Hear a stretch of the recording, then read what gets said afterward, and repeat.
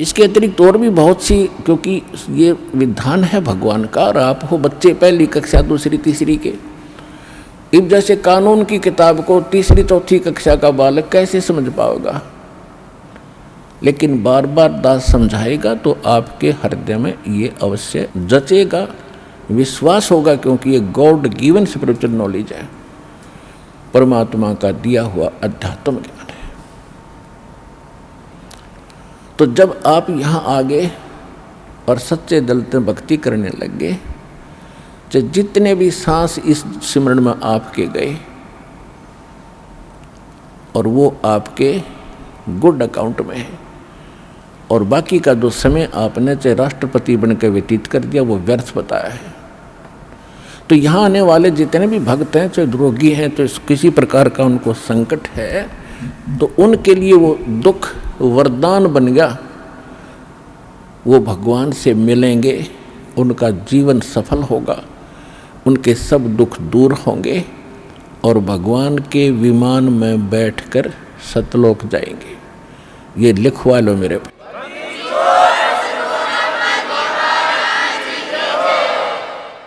अब इन बातों से आप जी को बड़ी दृढ़ता आवेगी, ये सच्चाई है।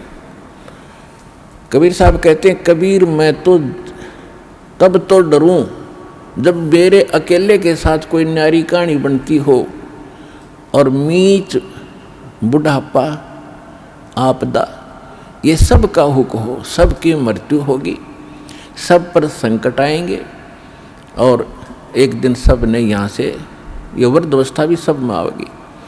और जब हमारी शरण में आप आ जाओगे, परमात्मा कहते हैं, जब हमारी शरण में आ जाओगे तो फिर आपको इन दुखों से निवारण होगा।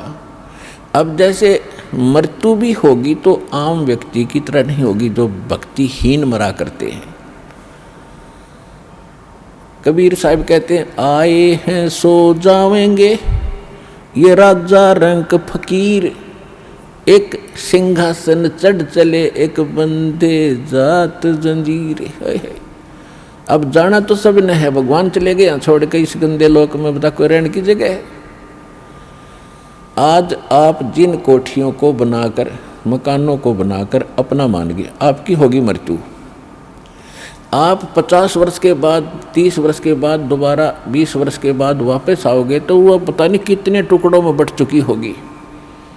पोता पोती पता नहीं कितने कुछ ना अपनी अपनी कोठड़ी बांटे बैठे होंगे, और आपने बढ़न भी ना दें, उसमें प्रवेश भी ना कर दे।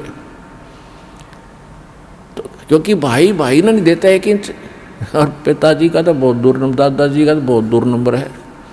तो कहने का भाव ये है, यहाँ से मन हटाओ, ये लोग ठीक नहीं, आप यहाँ मजबूरी और अज्ञानता से फंसे पड़े हो। अज्ञानता भी नष्ट होगी, मजबूरी भी समाप्त होगी, क्योंकि हम समर्थ की शरण में आ चुके हैं। अब आपके ऊपर काल का कोई विधान काम नहीं करेगा, दयाल का करेगा, यदि आप भगवान की मर्यादा में रहोगे। जब लग हंसा हमारी आना, काल लगे ना तेरा बाना।